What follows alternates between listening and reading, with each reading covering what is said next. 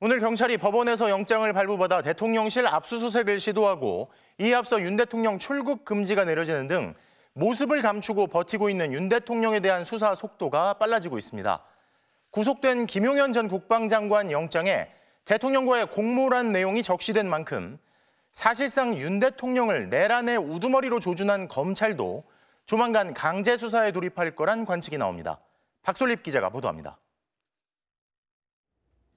검찰은 윤석열 대통령을 사실상 이번 내란 사태의 우두머리, 수괴로 판단하고 있습니다. 내란 수괴는 영장이 필요 없이 즉각 체포할 수 있죠.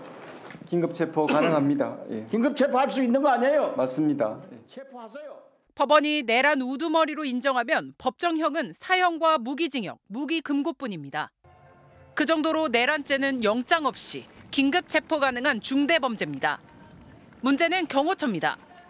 윤 대통령이 현직인 만큼 대통령실 진입을 두고 충돌이 벌어질 수 있습니다.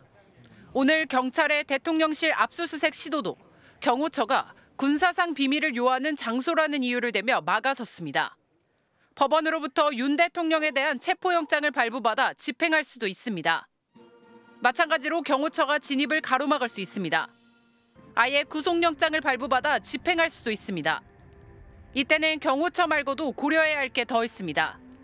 피의자를 조사하지 않고 영장 청구하는 사유를 법원에 소명해야 하는 만큼 구속까지 상당한 시간이 걸립니다. 마지막으로 통상의 수사처럼 검찰이 소환 통보를 할 수 있습니다. 하지만 거부해도 방법이 없습니다. 강제 구인을 하려고 해도 경호처가 막아설 수 있기 때문입니다. 윤 대통령이 김건희 여사 때처럼 제3의 장소 조사나 방문 조사를 요구할 수 있지만 봐주기 수사 비판에 직면할 수 있는 만큼 검찰로서는 받아들이기 힘듭니다.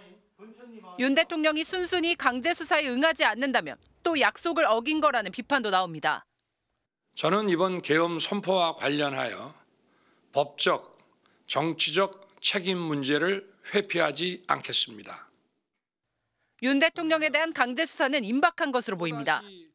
검찰 안팎에서는 상설특검이 순조롭게 진행된다면 한 달 안에 출범하는 만큼 그 안에 내란 사태의 핵심인 윤 대통령의 수사를 마무리할 거라는 관측이 지배적입니다.